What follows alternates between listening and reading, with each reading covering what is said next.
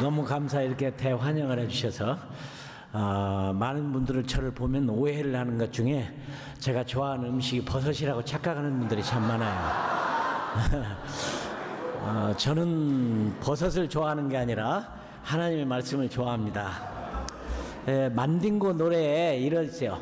모태제 콘톨마리오 모만장쿠 슈퍼마리오 그래요. 근데 어른들 예배에 가면 이게 무슨 말인지를 몰라서 웃지 않는 분들이 참 많아요. 이런 분들은 세상에 더 오래 살기에 별로 합당하지 않은 분들이죠. 무슨 일인지 잘 모르는.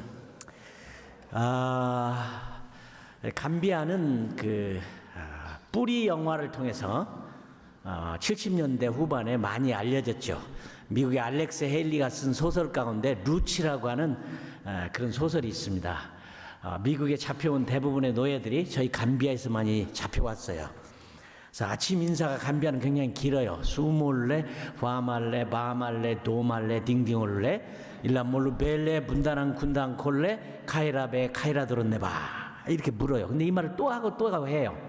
그 내용이 뭐냐 하면 아버지가, 어머니가, 동생이, 형님이, 누나가 당신 집에 찾아온 손님까지 다 잘 있느냐. 왜 그렇게 물을까요? 자세하게. 아침에 일어나서 보면 밤새 노예 사냥꾼에 의해서 식구들이 잡혀간 것 때문에 한 사람 한 사람을 체크하는 게 인사가 됐어요. 그런 나라에서 제가 친절한 사람들과 함께 산다는 게 제 인생의 가장 행복한 시간을 보냈습니다. 또 저도 오늘 여러분들에게 정말 행복한 시간을 보낼 여러분들이 되기를 간구하는 마음으로 이렇게 좋은 기회를 줬습니다. 근데 만딩고 말로 놀랍게도 슈퍼마리오라는 뜻이 놀라우신 주님이라는 뜻이에요. 모태제 콘톨마리오, 마리오가 주님이세요. 나는 만딩고 말에 어떻게 해서 이럴 수가 있는가. 사실 슈퍼마리오가 날 닮은 거지 내가 슈퍼마리오를 닮은 건 아니에요. 그러니까 저는 속으로나 밖으로나 이 선교사로서의 삶을 사는 것을 평생 아주 고맙게 생각하고 기쁘게 생각하고 특권이라고 누리면서 살고 있습니다. 물론 육신적으로는 힘들고 어렵고 그런 일들이 참 많이 있었죠.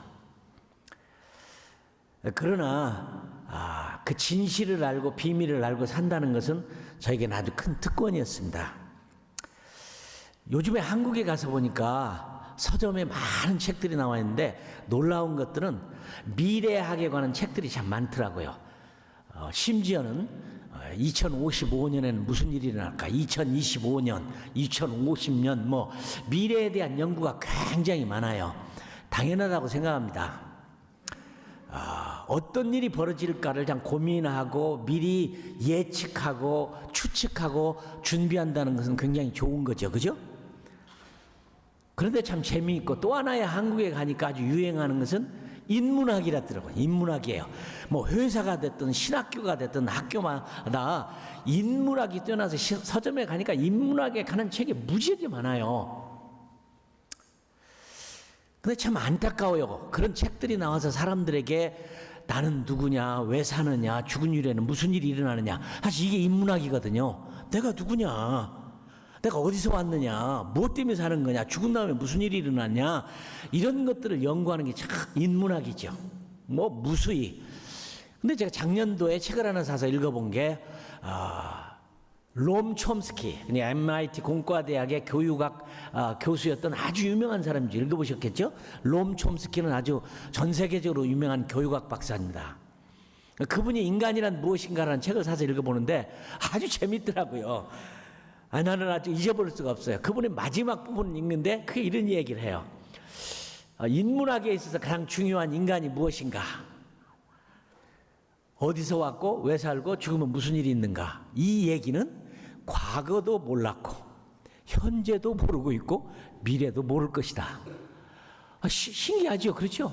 그럼에도 불구하고 이 인문학에 대한 수많은 책들, 저는 무식한 사람이라 책을 많이 읽어요. 뭐 영국 사람이 됐든 뭐 옥스퍼드, 하버드 뭐 이런 출신들의 책들을 내가 많이 읽어요. 제가 모르는 게 많아서. 대부분이 정말 인생은 이런 것이다. 이렇게 살아야 된다. 정의란 무엇인가. 마이클 샌들의 그 유명한 정의에 관한 책도 많이 읽어봤어요. 굉장히 유명하고 돈도 많이 벌고. 사람들의 관심은 뭐냐 하면 물론 내가 누구냐는 것도 중요하지만 미래에 무슨 일이 일어날까를 연구하는 건 너무 당연한 거죠. 그죠? 당연하죠.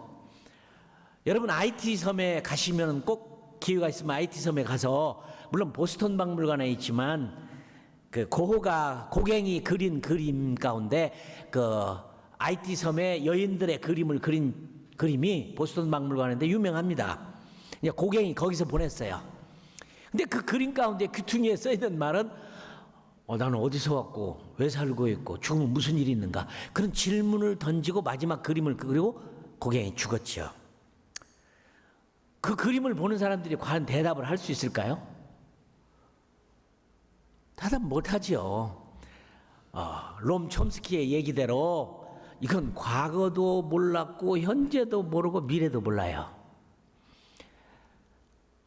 제가 최근 읽은 책 가운데 The Future라고 하는 닥터 수엔이 쓴 책이 있어요. The Future. 미래에 대해서. 저도 미래에 대해서 관심이 많아요. 그렇죠. 미래에 무슨 일이 일어날 것인가에 대한 것을 알아야 되죠. 근데 이 책은 172명의 슈퍼 엘리트들, 최고의 전 세계 엘리트들, 얼마 전에 죽은 스티븐슨 호킹도 그 안에 들어있어요. 리차드 도킨스도 들어있고, 유명한 분 전 세계 그냥 엘리트들이 아니라 슈퍼 엘리트급들 172명이 미래에는 무슨 일이 있을 것이냐 이렇게 하는 책을 썼어요. 얼마나 관심이 많아. 미래에 무슨 일이 일어날 건가. 여러분이 만일에 5분만 후에, 아니 5분이 아니고 30초만 후에도 무슨 일이 일어날까 알면 여러분들은 거부가 될 수 있을까요? 근데 172명, 저는 전문가가 아니니까 그 책을 읽기가 쉽지 않았어요. 정치, 경제, 사회, 문화, 교육, 과학 전반에 갈친 172명이 연구 논문이에요. 미래에 무슨 일이 일어날 것인가. 그래도 무슨 말인지 몰라도 제가 열심히 읽었는데 내가 놀라운 결론을 봤어요. 모두의 결론은 희망이 없다 해요. 이럴 수가 있냐. 미래학자들의 퓨처에 관한 책에 172명의 최고의 슈퍼 엘리트들이 미래에 대해 쓴 책이 희망이 없다는 거예요. 특별히 얼마 전에 죽은 스티븐슨 호킹, 죽어서 별이 됐다고 하는 그 사람을 칭찬해서 루케믹 병에 걸린 케임브리지의 석좌 교수인 이 시대의 천재지요. 천체 물리학자. 얼마 전에 죽었죠. 그는 50년 안에 지구를 떠나라. 과학적으로 지구는 망한다는 거죠. 그게 미래학이에요. 50년 안에 떠나라. 과학적으로. 지구는 망한다. 엘 고어가 여러분 대통령 나왔다 떨어진 다음에 불편한 진리라고 하는 책을 써서 인력 유명한 사람이 됐고 돈도 엄청나게 벌었어요. 이 오존층이 깨지고 결국 지구는 망할 거다. 그러니까 그러기 전에 바로 이 그린 어스를 만들어서 다시 한번 회복해야 되고 오존층의 망가짐을 방지해야 된다. 여러분 저는 북극에 가봤어요. 북극에 얼음들이 녹고 있는 걸 저는 창세기 때 만들어졌었던 것 같은 그 얼음이 녹아서 얼음 속에 있는 정말 창세기 때 만들어진 그 돌을 내가 하나 주워서 가지고 책상 앞에 갖다 놨어요. 막 얼음들이 막 녹지요. 그 다음에 이제 수위가 높아져 지구는 망한다. 이게 미래학입니다. 미래학. 근데 이제 미래학의 특징은 뭐냐면 미래를 좀 더 가까이 잘 알아서 보다 나은 생활, 베터 라이프를 꿈꾸는데 미래학을 연구하면 연구할수록 미래는 없다는 거죠. 희망이 없다는 거죠. 근데 미래학은 아무리 연구를 해도 추측일 뿐이고 연구일 뿐이고 그렇게 될 거라는 기대할 뿐이지 없어요. 근데 여러분은 미래학을 연구할 필요가 없어요. 왜냐? 너무 기뻐요. 우리는 다 알고 있어요.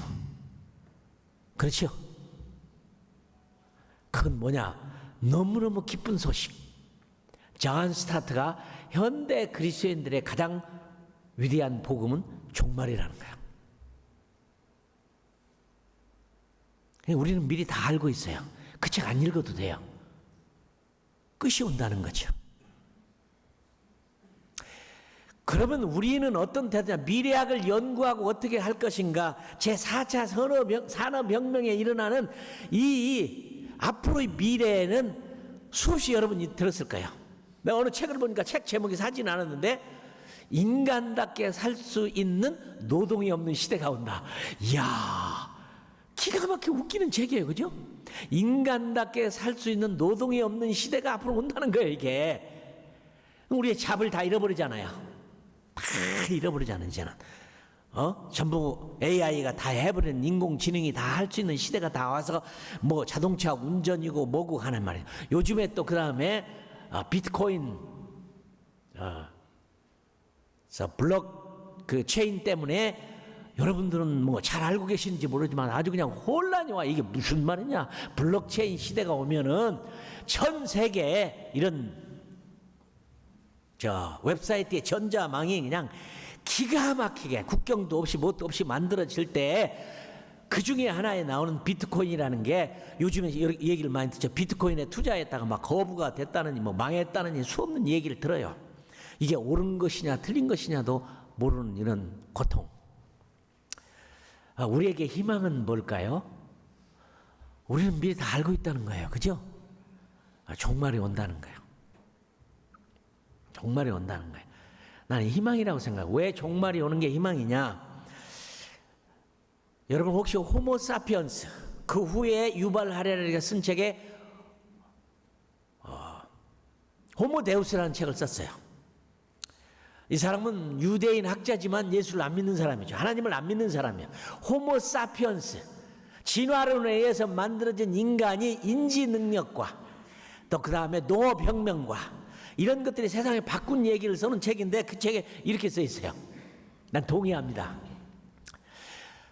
사람이 인지혁명이 일어나고 지식이 생겨나고 글자가 생겨나고 책이 생겨나는 이런 문명의 시대가 오면서 인간은 단 한 번도 인간에 의해서 정의가 강물같이 흐르거나 평화가 강물같이 흐르거나 인간에 의해서 질서가 만들어지는 일은 인류 가운데 단 한 시간도 없었다는 거예요. 묘하죠? 그런데 하나님은 이 세상을 지금까지 움직여서 이렇게 왔어요. 여러분 어떤 정치가가 과연 이 땅에 유토피아나 페레스를 가져온 정치가가 어디 있습니까? 없죠. 사실 정치의 이론이라고 하는 가장 좋은 이론은 커뮤니즘입니다. 프롤레타리 혁명을 일으켜서 부르주아가 다 없어져서 너나 나나 함께 다 잘 살자고 하는 프롤레타리 혁명을 꿈꿨던 커뮤니즘만큼 실제로 정치적인 이 모토는 없어요. 그러나 문제는 어디 있느냐? 죄인인 인간이 어느 누구도 그 이론을 따라서 한 번도 이 땅에 평화를 만드는 실현을 해본 적이 한 사람도 없어요. 없어요. 하랄 유바리의 얘기가 너무너무 맞아요. 한 번도 그런 적이 없다.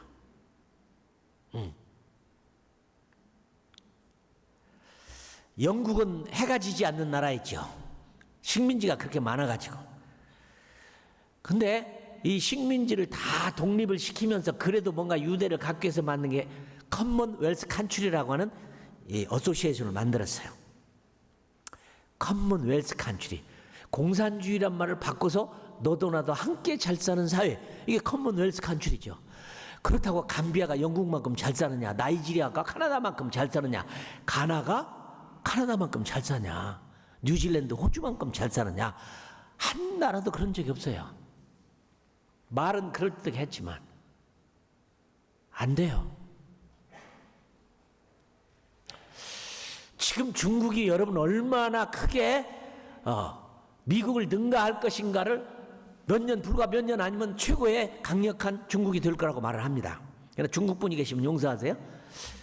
중국이 세계 최고의 국가가 된다는 건 지구의 절망이에요. 절망이에요. 미국은 그래도 하나님의 이런 축복 가운데 전 세계에 미국의 도움을 받지 않는 나라는 하나도 없었어요. 우리 어릴 때 여러분 우리 어른들은 전부 이렇게 악수로 한 그림 있는 미국 국기 위에 악수를 한 그림에 밀가루나 쌀 그걸 먹고 살아났어요. 구호품을 낳고. 이런 걸 안 먹어본 사람 지구상에 아무도 없어요. 그리고 미국은 참 많이 도와줬어요. 대단한 나라예요. 그러나 중국이 기가 막히게 잘 살면 중국이 그런 일을 할까요? 여러분, 전 세계 복음화에 미국이 없으면 절대로 세계 복음 안 됩니다. 저는 미전도 종족을 하는데요, 미전도 종족을 한번 찾아가는데 갈 수가 없어요. 길도 없고 방법도 없고.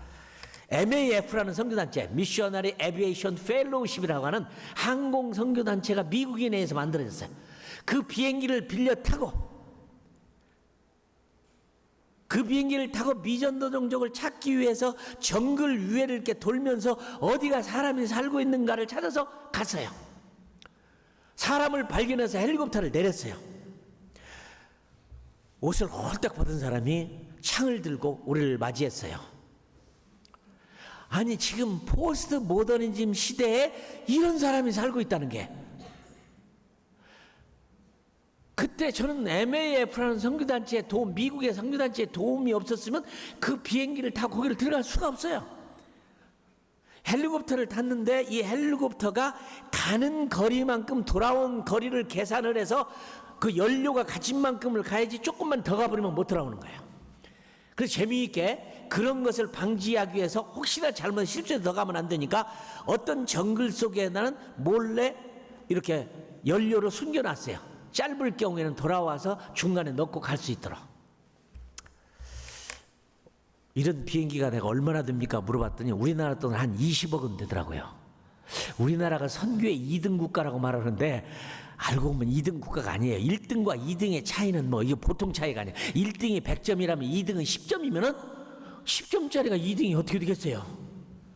우리는 아주 그렇게 할 수 있을 만큼의 능력이 한국 교회는 많은 선교를 했지만 없어요. 그래도 대단한 나라죠. 한국이 세계에서 두 번째로 선교를 했다는 사실은. 지금도 그러느냐? 그러지는 않아요. 하나님이 한국을 사용하신 거 너무 감사해요. 88 올림픽 이후에 많은 선교사들이 나가서 한국 선교사님들 정말 자랑스럽습니다. 아무것도 모르고 선교도 제대로 모르고 모르는 가운데 복음을 전해야 되는 열정 때문에 그들은 그렇게 나갔어요. 자랑스러워요.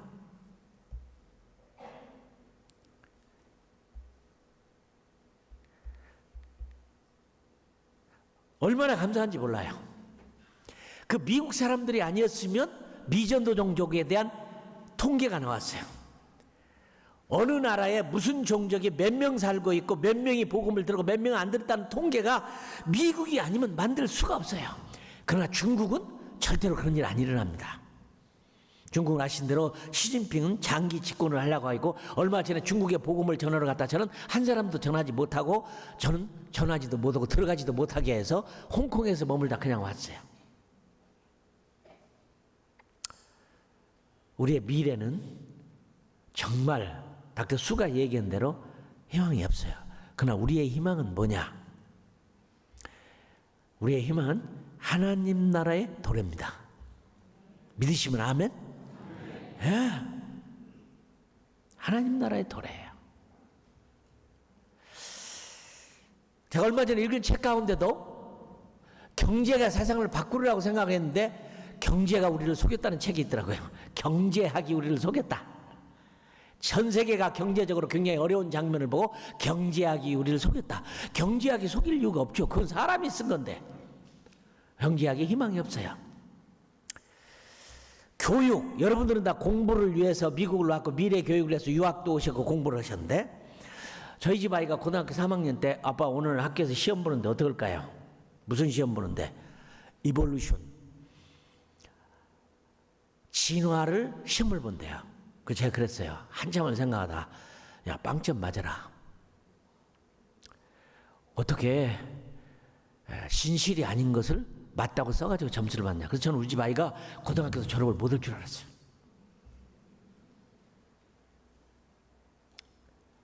여러분 진화론이 전혀 맞지 않는 거 여러분 잘 아시죠? 그죠? 그냥 대단해요. 얼마 전에 제가 프린스턴 대학이 있는 옆에 교회에 집회를 가서 마침 잘 돼서 프린스턴 좀 가자. 근데 간 이유가 그 학교에 피터 싱어라는 교수의 책을 오래전에 읽었어요. 피터 싱어 교수가 진화생물학적 교수인데 이렇게 가르쳐요.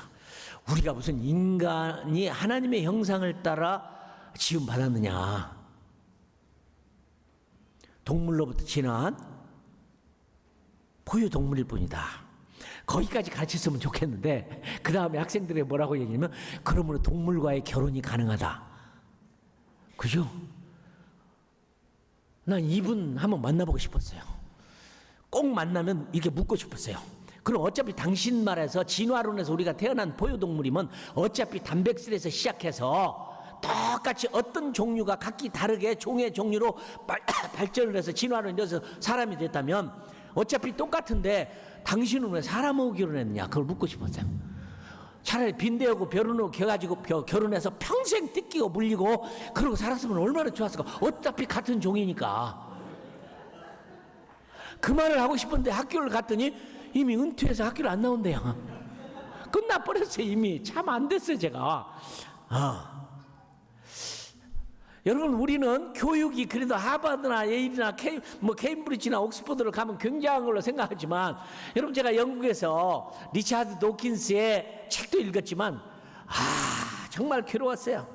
리차드 도킨스의 The God Delusion이라는 책을 읽는데 그냥 막 소름이 끼치는 거예요. 저도 공부할 만큼 공부했지만 리차드 도킨스하고 내가 논쟁을 벌린다면 이길 자신이 너무 없어요. 그 사람은 천재예요. 난 그분의 책을 거의 다 읽었는데 답변을 하는 능력이 없어요. 대단한 사람이야. 그가 인터뷰하는 과정에 사회자가 이렇게 물어요. 교수님은 학교에서 교수님이나 잘 하시지 왜 쓸데없는 책을 써서 행복한 그리스도인들을 망가뜨리는 겁니까? 귀를 의심했어요.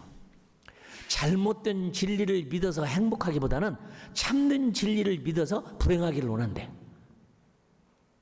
그리고 젊은이들에게 이런 말을 해요. 젊은이들이요, 있지도 않는, 존재하지도 않는 하나님을 있다고 믿어서 괜히 양심의 가책을 느끼면서 그렇게 살지 말아라. 없다고 선포하고 자유롭게 살아라. 이게 그분의 얘기예요.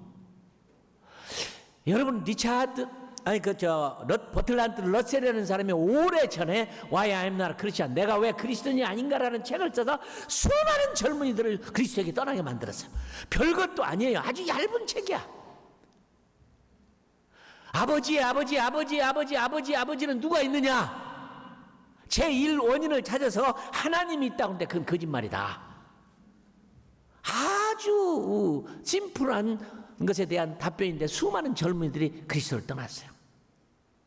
나는 혹시 여러분들 중에 아직 주님을 만나지 못했고 거듭나고 성령으로 충만하지 않고 하나님의 말씀이 말씀이라는 걸 모르고 흔들흔들 하시는 분들, 혹시 구원이 출퇴근하시는 분들, 언제는 구원 받았다가 안 받은 것 같다가 꿈을 잘 꾸면 받은 것 같고 아니면 아닌 것 같다가 그래 구원이 출퇴근하는 사람들, 어쩌다 잘못해서 리차드 도킨스의 책을 읽었다더니 버틀란트 러셀의 그런 책을 읽었다더니 데이빗의 그런 책을, 우주에는 신이 없다는 책을 읽었다든지. 여러분, 예수 믿기 힘듭니다. 힘들어요. 무시무시한 책이에요. 여러분, 우리의 믿음보다도 진화론자의 믿음이 훨씬 더 커요.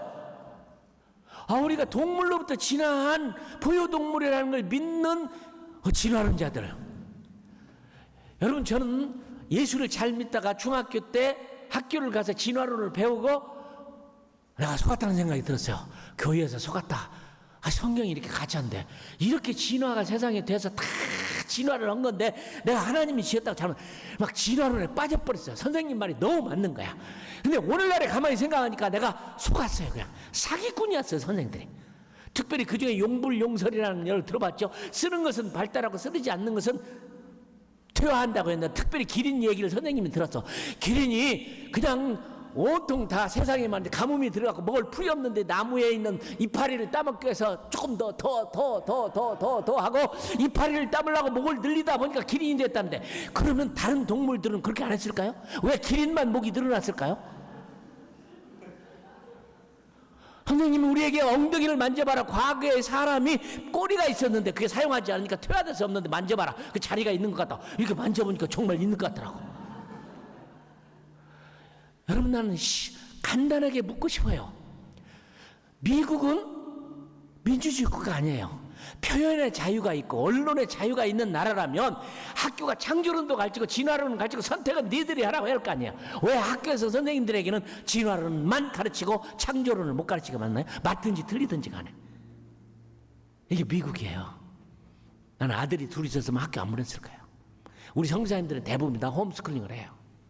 그리고 저희 컴미션은 아예 대안학교를 숲속에다 만들어 놓고 한 학년에 20명을 놓고 인성교육을 같이 해요. 여러분은 좋은 학교, 좋은 훈련, 좋은 공부를 하면 좋은 사람이 된다는 걸 믿습니까? 제가 필라델피아 랭캐스터에 갔다가 옆에 보니까 MEC 크리스찬들이 살고 있더라고. 난 속으로 그랬어요. 꼭 저렇게 예수 믿어야 되나? 검정을 흰 옷을 입고 마차를 타고 다니고 전기도 쓰지 않고 학생들은 12학년인가 밖에 가르치고 나머지는 세상 학교도 안 보내고, 야 저게 뭐냐? 내가 동네에 들어가서 물어봤어요. 꼭 그래야 되느냐? 그분이 그러더라고. 당신네처럼 옷을 해마다 유행을 따라서 옷을 바꿔 새로운 유행을 입어야 된다면 그 유혹을 어떻게 이깁니까? 맞는 말이었어요. 하나님을 섬기는데 곱하기, 더하기, 보태기, 빼기, 나누기, 곱하기 이것 알면 되지. 톨스토이나 셰익스피어를 모른다고 하나님을 섬기는데 문제가 있습니까? 우리는 지나친 욕심이에요. 우리는 너무만 세속화되어 있어요. 그러나 공부를 하지 말라는 말이 아니죠. 그들의 교회가 부흥해요. 대단한 MEC들, 정말로 하나님을 잘 섬기는 사람들이에요.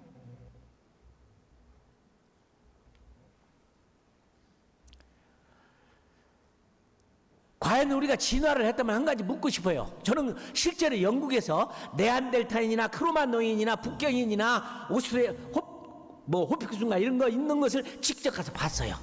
그 교과서에다 사진을 찍어서 올려서 이게 과거의 우리의 선조들이다.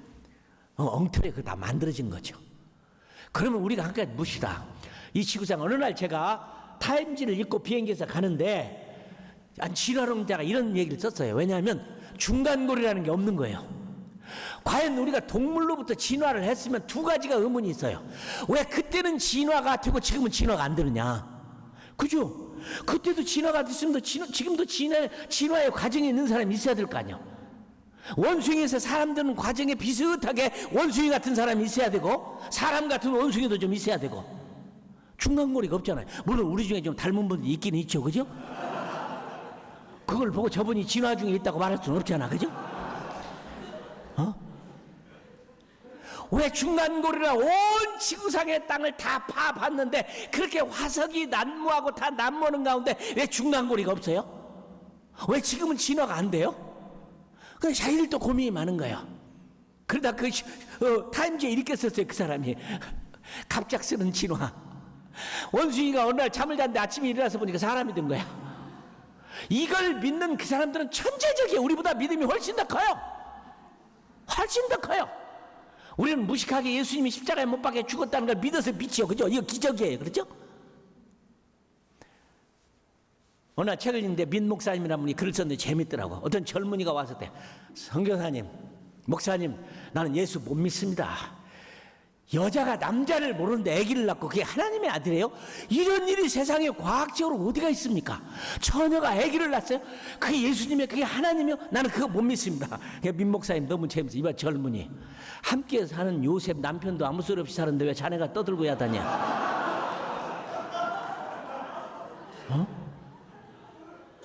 그러죠. 안 믿으시죠. 특별히 그게 산부인과 의사라면 말도 안 되는 얘기죠. 남자를 모르는데 아이를 낳고 그 하나님의 아들 이 땅에 오셨다는 얘기를 그걸 믿는 우리들은 세상 사람이 봤을 때는 정말 무식하고 어리석은 사람이죠. 말도 안 되는 얘기죠. 그죠? 우리는 그걸 믿어서 믿어요. 알죠? 그러니까 진화론자는 훨씬 더 우리보다 똑똑하고 그런 사람, 그런 친구를 만나면 밥도 좀 사주고 등도 좀 두드려 줘요. 너 대단하다. 이야, 어떻게 단백질에서 시작해서 우리가 사람이 됐다는 게 대단하다. 여러분, 우리가 사랑이 있는 것을 표현할 때 하트를 얘기합니다. 근데 제가 어느 날 한국에서 집회를 갔다가 어떤 교수님이 간증을 하는데 심장을 남의 심장으로 이식해서 살아났대요. 나 이런 사람 처음 봤어요. 이야, 어떻게 남의 심장을 내 심장으로 가져와서 심장이 뛰면서 살 수 있을까? 그래서 내가 그분한테 물었어요. 나 질문이 하나 있는데 그럼 남의 심장을 갖다가 지금 이식을 했습니까? 했대요. 근데 그 사람의 마음도 함께 왔느냐? 그죠? 남의 심장을 가졌으니 우리는 마음이라고 하잖아요. 근데 그분이 안 그런데요. 그러니까 우리의 마음이라는 게 심장 속에 있는 게 아니잖아요. 그게 머릿속에 있을까요? 손바닥에 있을까요? 발바닥에 있을까요? 우리 장기 속에 있을까요?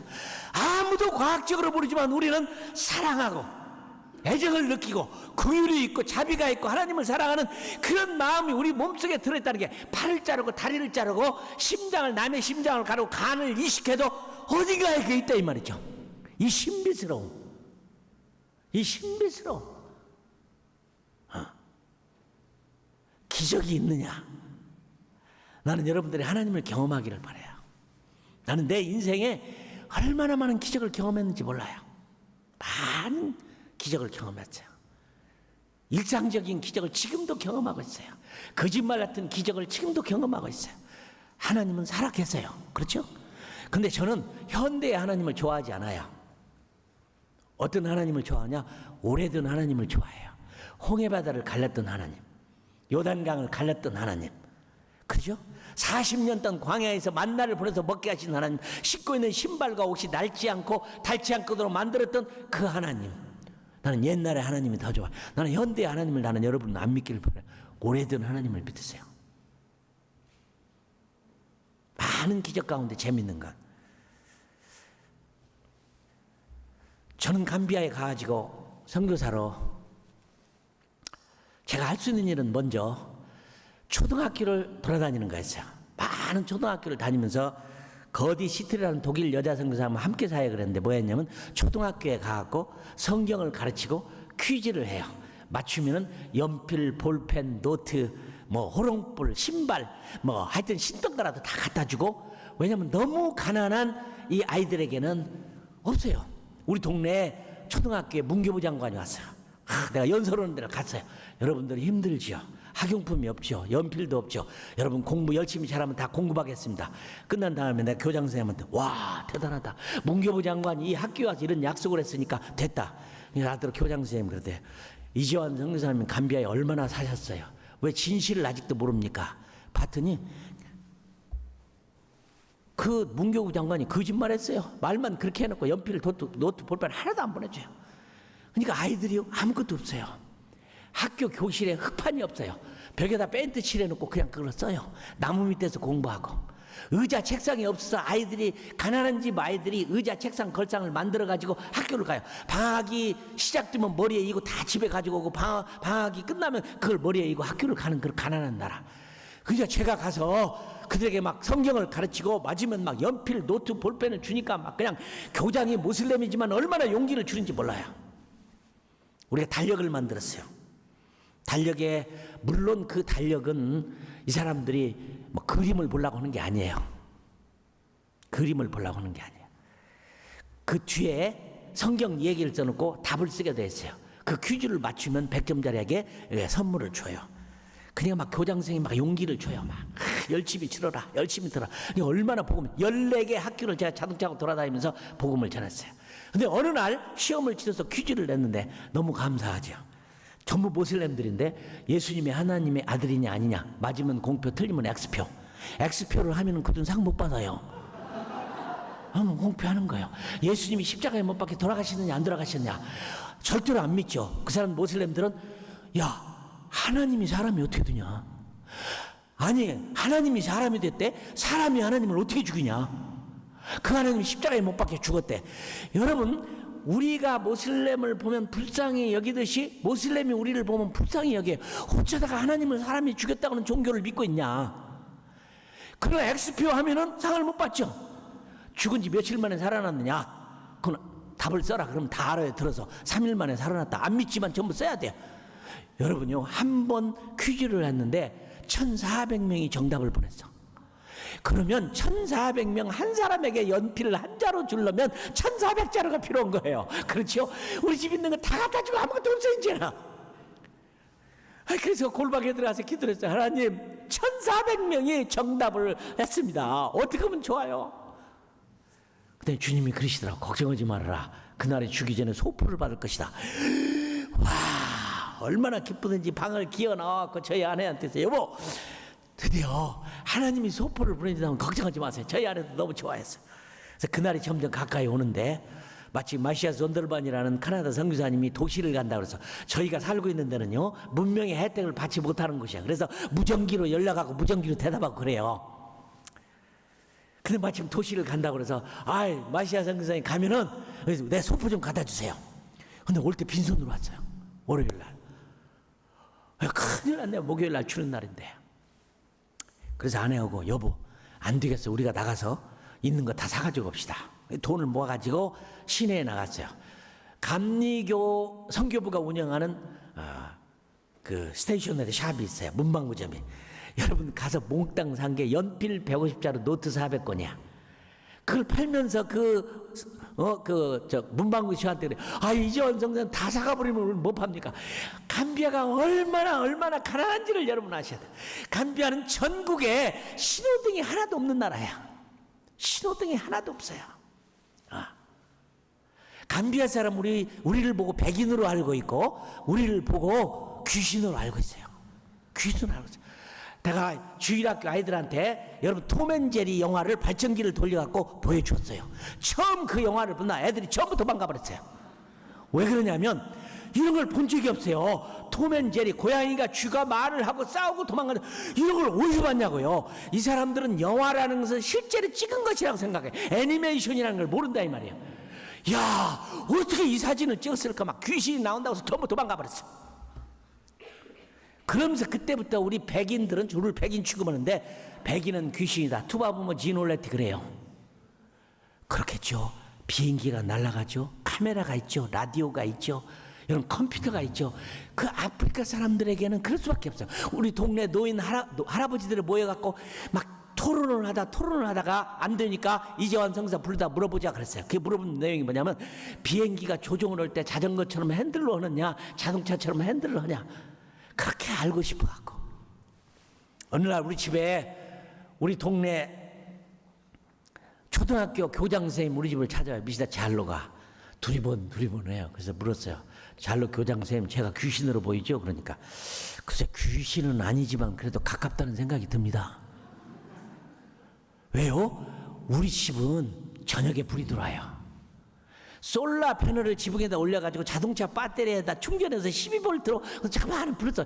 요즘처럼 LED가 나왔더라면 정말 굉장했을 거예요. 제가 한국에 가서 집회하는데 어떤 분이 그래요. 성교사님 제가 소원을 좀 도와드릴 텐데 소원이 뭐세요? 저 소원이요? 감비아 사람들 돌아오는 게 소원이죠.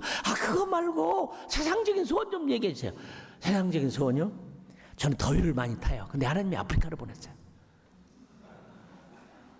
우리 하나님이 장난이 좀 심하시죠, 그죠? 제 소원은요, 선풍기 좀 돌리면 좋겠습니다. 저는 선풍기를 돌렸으면 선교 2배로 잘했을 거예요. 더위를 많이 타는 제가. 밤에 잠을 잘 수가 없어요. 뜨거워서. 그랬더니 그분이 그래요. 선생님, 제가 선풍기 한 대 사드리죠.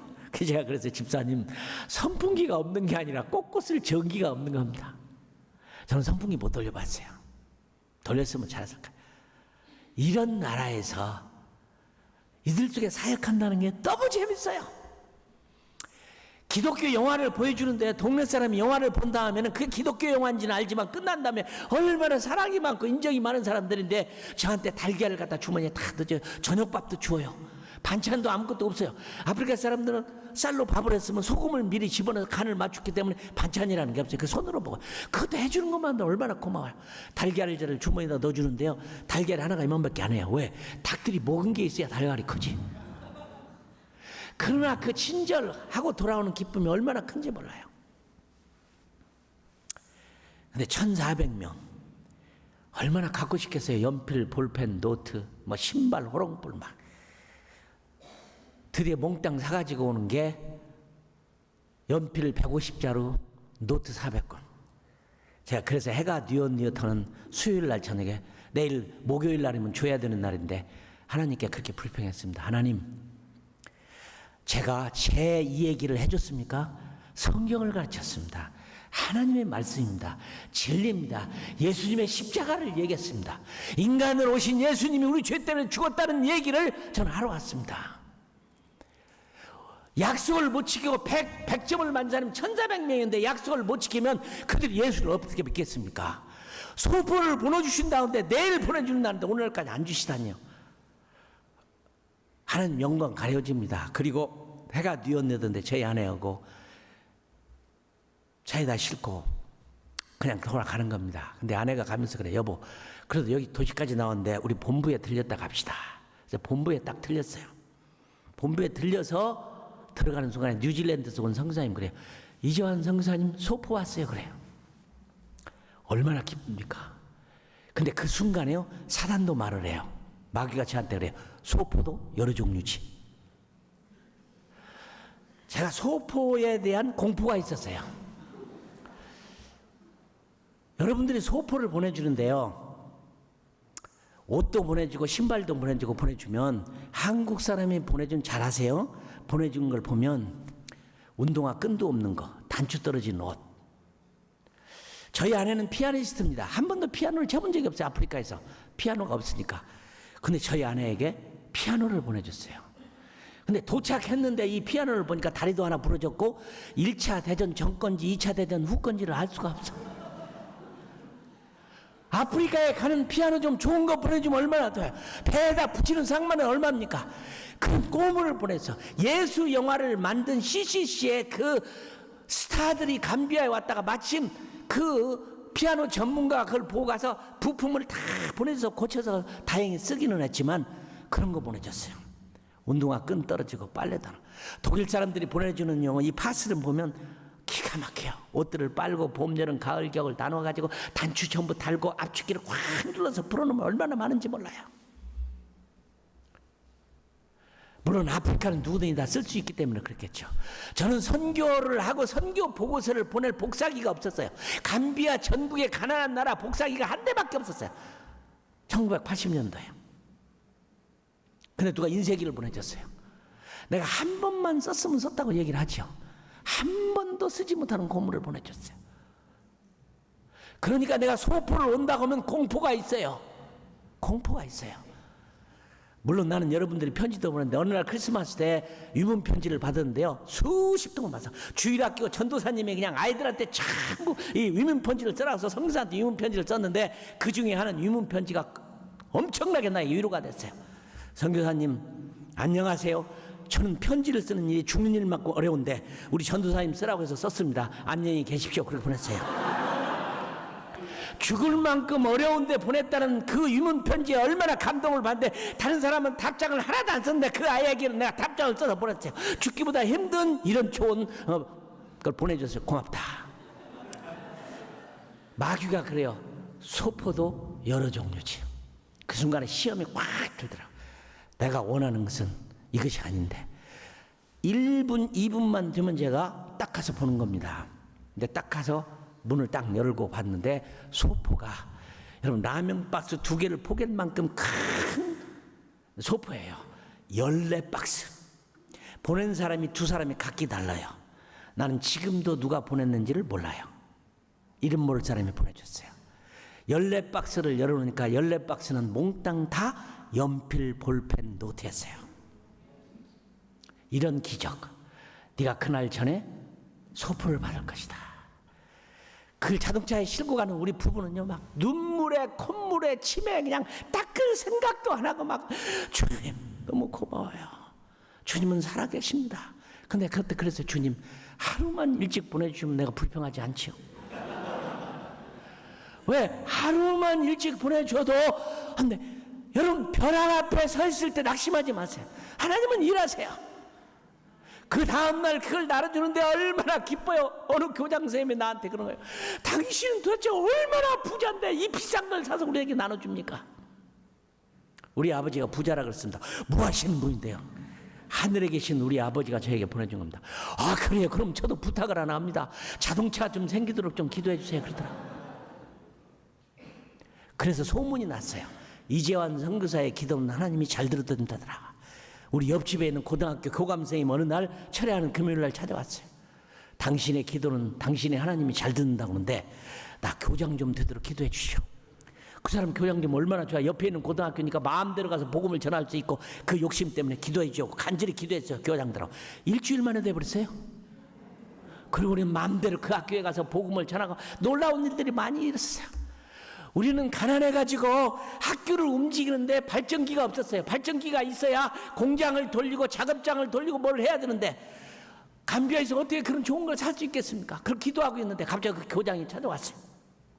독일 사람이 지어준 학교인데 독일에서 발전기 비싼 도이치라고 하나 비싼 발전기 2대를 보내줬는데 교장선생님이 그러는 거예요.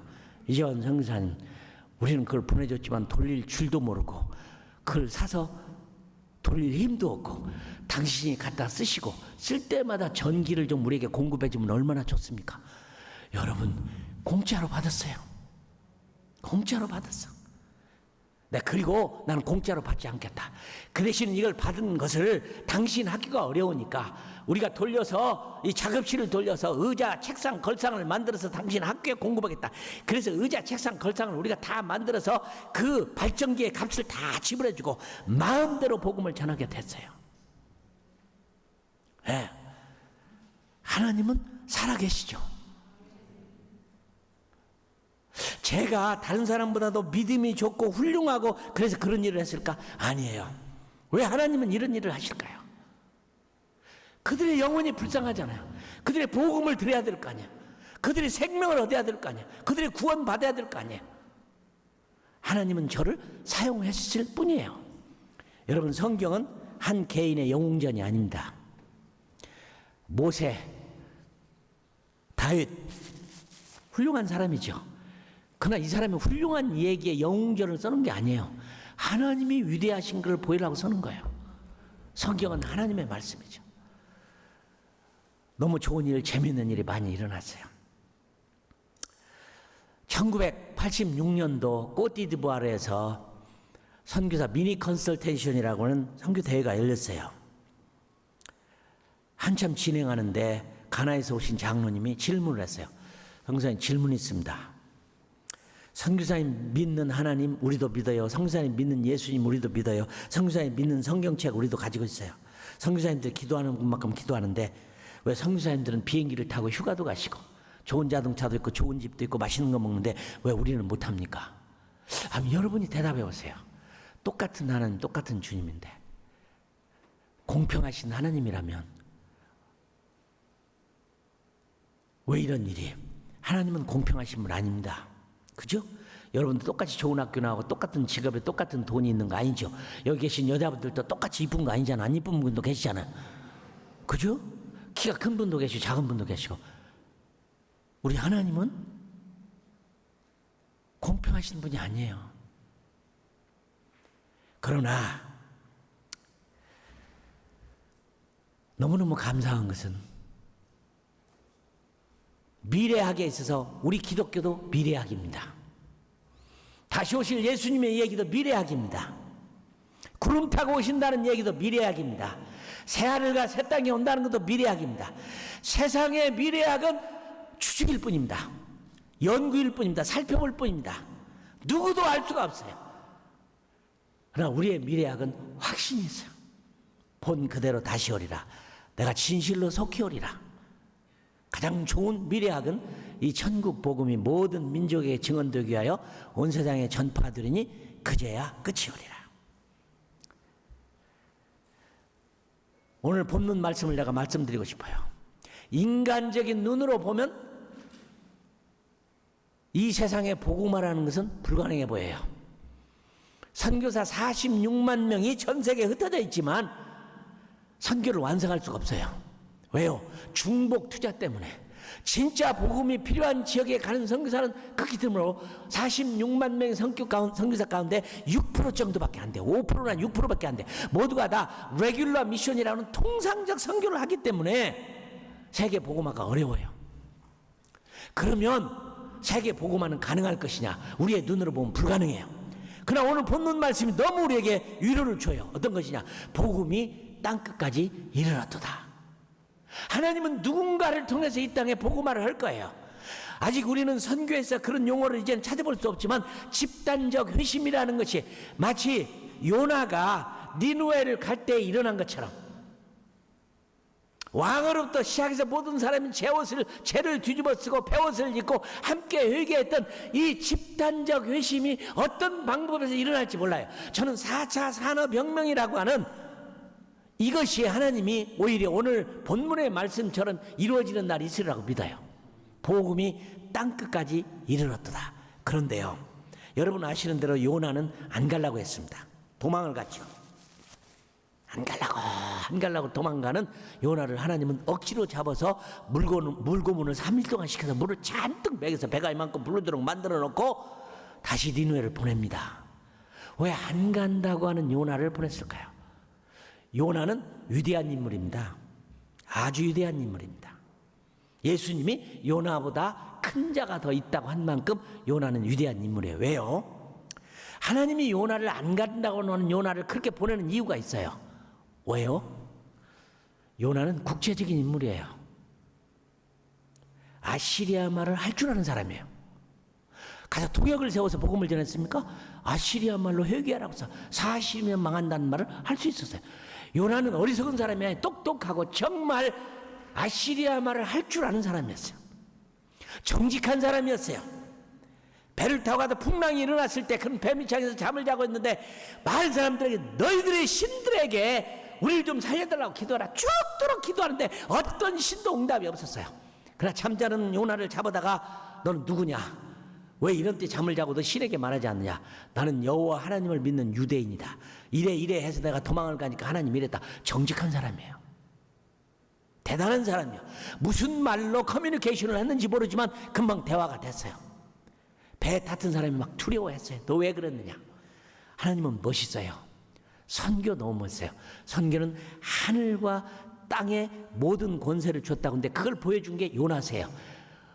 일기예보에 없던 막 폭풍이 일어나고 바람이 불고 배가 뒤집어지게 생기는 그 사람들도 뱃사람인데 이때에는 이런 폭풍이 일어나지 않는다는 걸 알고 있어서 항해를 시작했지만 갑자기 일어난 거예요. 왜? 하나님은 선교하기 위해서 막 폭풍을 일으켰어요.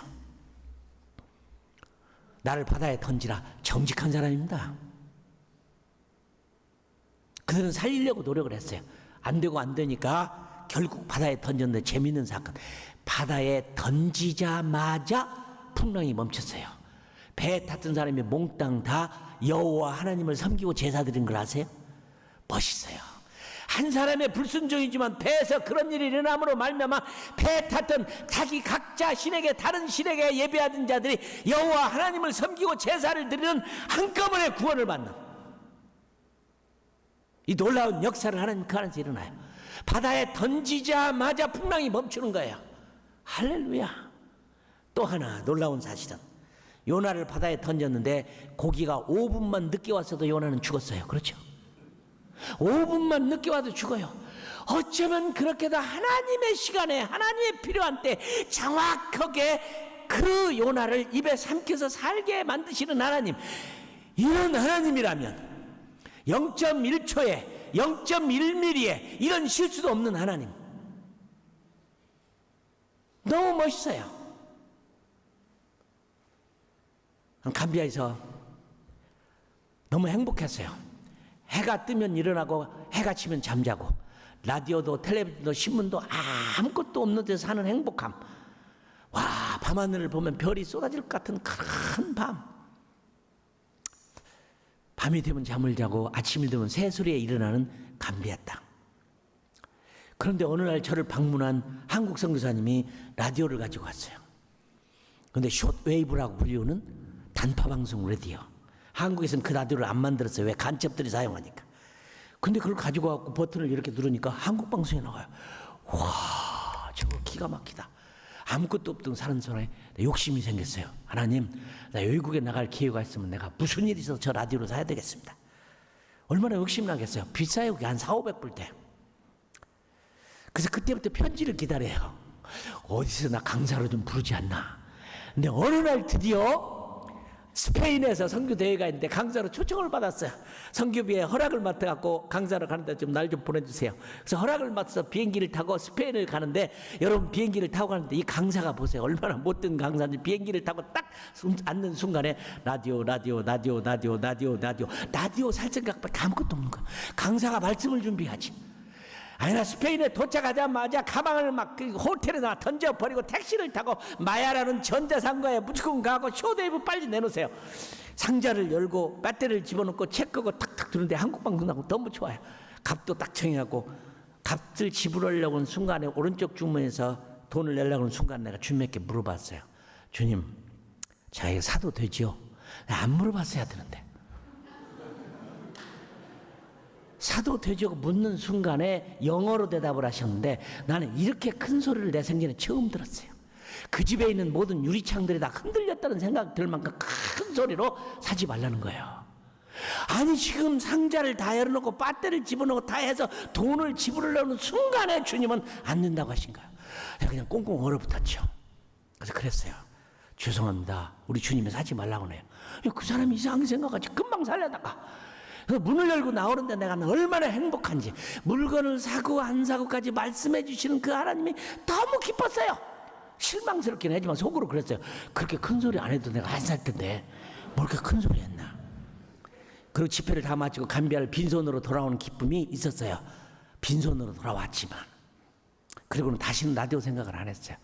그 얼마 있다 LA에서 또 선교 집회가 있어서 강사로 나왔는데 그 교회에서 점심시간에 그 교회 집사님이 저를 초대를 했어요. 점심 식사 후에 상자를 하나 가지고 오더니 성수님 이게 선물인데 가져가세요. 그래요. 뭔데 하면 열어보세요. 열어봤더니 수고니 회사에서 나온 단파방송 라디오 버튼을 누르면 한국방송 나누는 그 라디오에 있어요. 아이 집사님 그 비싼 걸 왜 놔줘요. 아 제가 뭐 하나님이 저는 필요 없다는 것인가. 필요 없습니까? 저 주지 마세요.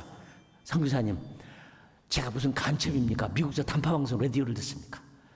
그리고 미국에서 라디오 듣는 사람이 어디 있습니까? 신문이 있고 텔레비전이 있고 다 있는데. 그리고 저는 일본 소니 회사에 근무하는 사람입니다.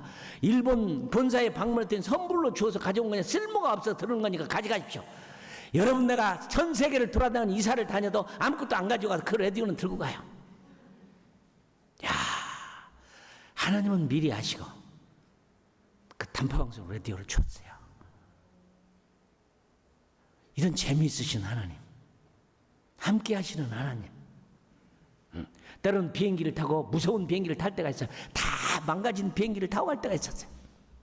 제가 초등학교 때 우리 한국 비행기 한 대가 북한에 가서 떨어졌어요.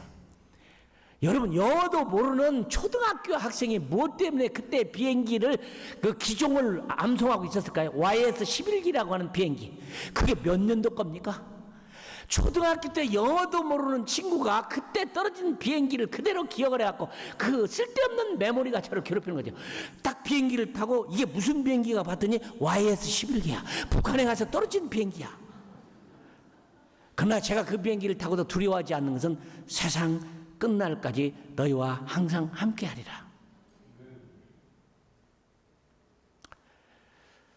사랑하는 여러분, 세상의 사람들도 미래를 알고 싶어 미래학을 합니다. 2025년, 2050년에 제4차 산업혁명 시대에 어떤 혁명이 일어날 것인가, 무슨 일이 일어날 건가. 그러나 죄송합니다. 그동안 아무리 해도 추측일 뿐입니다. 가정일 뿐입니다. 그러나 우리의 미래는 확실합니다. 그것은 마지막이 온다는 것입니다. 인간의 눈으로 봐서는 마지막이 올 것 같지 않습니다. 메시아를 기다리는 유대인의 가수 가운데 유대인이 그날은 오지 않는다는 노래가 아주 히트를 했다는 거야. 유대인들조차도 안 기다려요. 근데 우리는 알고 있어요.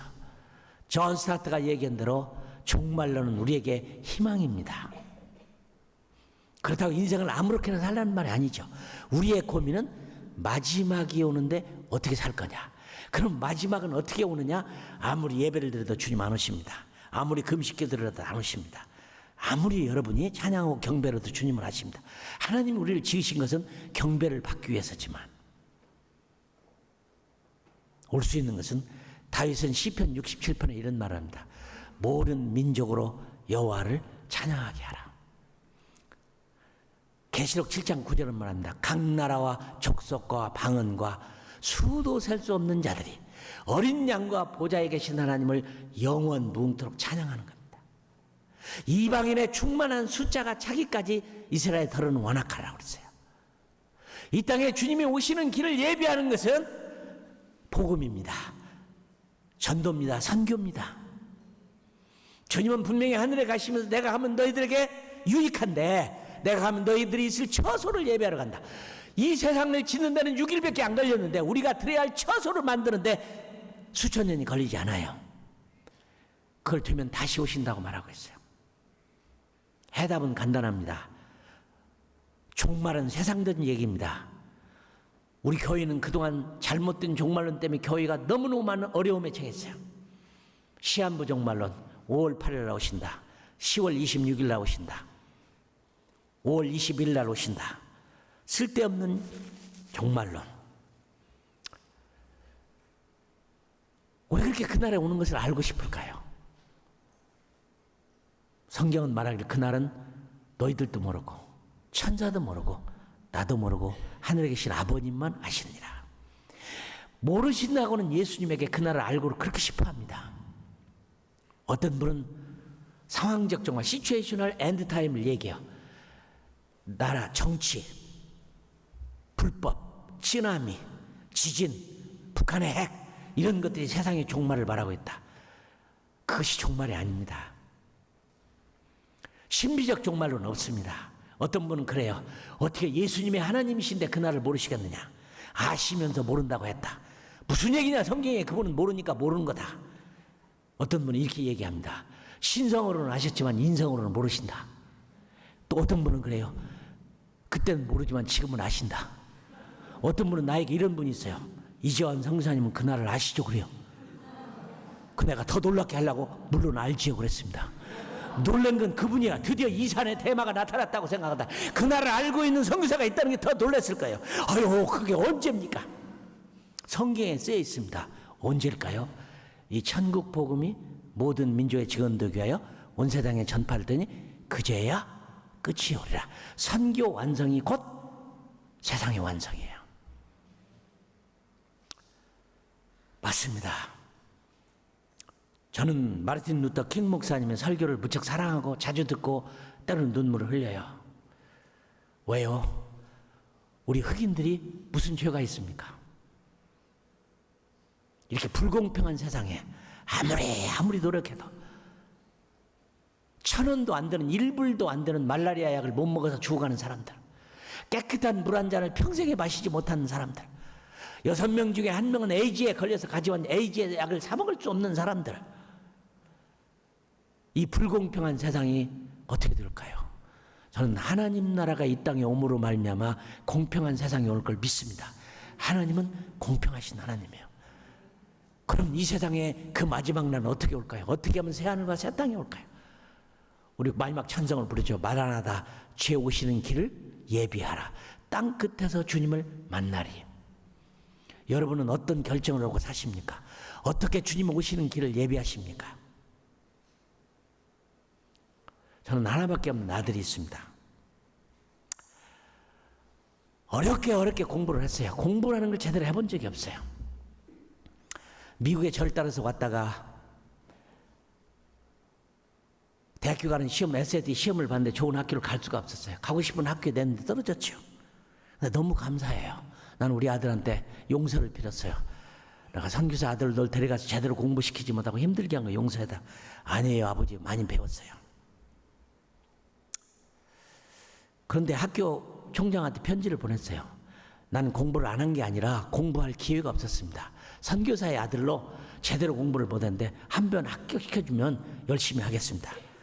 여러분, 학교에서 합격 통지자를 보내줬어요. 너무 감사해요. 그럼 죽도록 공부해서 올 A로 졸업을 했어요. 훈련 잘 받았어요. 저도 여러분과 똑같은 욕심이 있어요. 의사도 만들고 변호사도 만들고 판사도 만들고 잘 사는 사람도 만들고 선교사는 고생 많이 했지만 아들까지 고생시킬 필요가 있겠느냐. 그러나 저는 양심상 그럴 수가 없어서. 왜? 하나님의 비밀을 알기 때문에. 이 땅의 희망은 사람에게 있는 게 아니에요. 주기도문 맨 끝에 보면 나라와 권세와 영광이 하나님 앞에 있는, 사람이 아니라 하나님이 통치하는 세상, 그 하나님 나라의 도래. 저희 컴미션의 선교사 이름이, 단체 이름이 그래서 컴미션, 나의 킹덤 컴, 컴 로드 지서서 I'll come soon. 그분은 다시 오실 거예요. 나는 이 하나님의 나라가 없었으면 저는 안 가요. 그런데 어느 날 저희 아내가 그래, 여보, 우리 집에 경사가 났습니다. 무슨 경사인데요? 우리 아들이 아프리카 선교사 간대요. 너무 기뻤어요. 불렀어요. 자랑스럽다. 너 어떻게 그런 결정했느냐? 너 마음 변하면 안 되지? 그냥 엄마가 옆에다 그랬어요. 마음 변하면 짐승이지 그랬어요. 왜 하나밖에 없는 아들을 그렇게 선교사를 못 보내서 내가 애를 탈까요? 여러분, 그가 대통령을 해봐도 얼마나 부자가 돼도 얼마나. 여러분 정말 오늘 무엇을 위해 사는 것이 참 멋진 인생을 사는 것일까요? 100년이라는 세월이 지나면 여기 계실 분 아무도 없어요. 어떻게 사실까요? 나는 기도했습니다. 여러분 오기 전에. 난 여러분들 중에 많은 선교사가 세안교회에서 나오기를 기대합니다. 해보세요. 내 인생의 가장 행복한 시기는 감비아에서 보냈던 시기였어요. 제 가르친 제자가 대통령 부인도 됐어요. 얼마나 감비아에서 제가 인기가 있었는지 공항에 도착해도 당신 같은 사람은 여권 조사를 필요도 없다고 바로 빼줘요. 학교를 세우고 하면서 많은 것을 수입했어요. 자동차도 수입하고 물건도 수입하고 건축 자재를 수입했지만 한 번도 그들은 나에게 세금을 요구해 본 적도 없어요. 대통령 부인의 아버지처럼 됐어요. 너무 감사해요. 너무 감사해요. 세금을 내본 적이 없어요. 당신 같은 사람이 내면 들 줄 안다. 우리 동네 사람들은 이렇게 말했어요. 기독교는 나쁜 종교지만 미스탈리의 종교는 좋은 종교다. 여러분 저는 감비아의 전설 같은 인물이 됐어요. 여러분 여기도 리 장군이 있었죠. 남북 전쟁 때 유명한 리 장군이 있었지만 감비아에 가면 리 스트릿이 있어요. 제 이름을 따서 자기들이 낳은 아이들의 이름을 전부 내 이름을 붙인 사람들도 많아요. 난 아무 일도 안 했어요. 복음을 전하고 그들에게 주님의 일을 하고 돕는 일을 했지만 그들은 그렇게 인간적으로 존경하고, 전 복음만 전하지 않았으면 감비아에서 제가 추장도 했을 거예요. 사람들이 존경했어요. 축복받는 삶을 살았어요. 너무 감격스러워요. 지금도 저는 하나님의 나라 오는 길, 우리의 희망입니다. 이 무서운 세상에 우리의 희망은 교회예요. 유엔도 아니에요. 저는 유엔과 함께 일을 해봤어요. 유엔 희망이 없어요. 미국 희망이 없어요. 유럽 희망이 없어요. 이 세상의 유일한 희망은 교회입니다. 여러분이 교회입니다. 여러분이 움직이는 교회입니다. 여러분이 가지 않는다면 그들은 복음을 들을 기회가 없어요. 보내심을 받지 않으면 누가 가리요? 전하는 자가 없으면 어찌 들으리요? 듣지 못한 일을 어찌 믿으리요? 선교는 어려운 얘기가 아닙니다. 누군가가 가지 않으면 복음을 못 들어요. 안 간다고 하는 요나를 그렇게 어렵게 하나님이 폭풍우를 일으키고 고기 뱃속에 3일 동안 집어넣어서라도 보내는 이유는, 소돔 고모라 성은 의인 10명이 없어 망했어요. 9명이 있어도 망했을 거예요. 5명이 있다고 해도 망했을 거예요. 1명이 있다고 해도 안 망했을 거예요. 그러나 만일에 소돔 고모라 성이 한 사람의 의인 때문에 구원받다면 예수는 십자가에 죽을 필요가 없어요. 그러나 니누의 성은 어떻게 해서 살아났을까요? 똑같이 죄가 하늘에 상달했습니다. 어떻게 구원받았을까요? 예수 그리스도가 요나의 뱃속에 들어가서 3일 동안 있는 것처럼 십자가의 죽으심 때문에, 피 흘리심 때문에 3일 만에 다시 뱉어넣어서 간 것은 예수 그리스도가 죽은 자 가운데 살아난 부활의 이유 때문에. 성경 마태복음 보세요. 마가복음 보세요. 누가복음 보세요. 요한복음 보세요. 선교 이 얘기는 성경의 맨 끝에 있어요. 어떤 신학자는 말하기를 그걸 보고 맹장이라고 생각했지만 부활의 얘기는 맹장이 아니라 심장입니다. 부활이 없었다면 기독교는 존재할 수가 없어요. 예수님은 부활하시자마자 하늘과 땅의 모든 권세를 내겠으니 그러므로 가라. 모든 민족으로 여호와의 복음을 듣게 하라. 아버지가 나를 보낸 것처럼 나도 너희를 보내노라.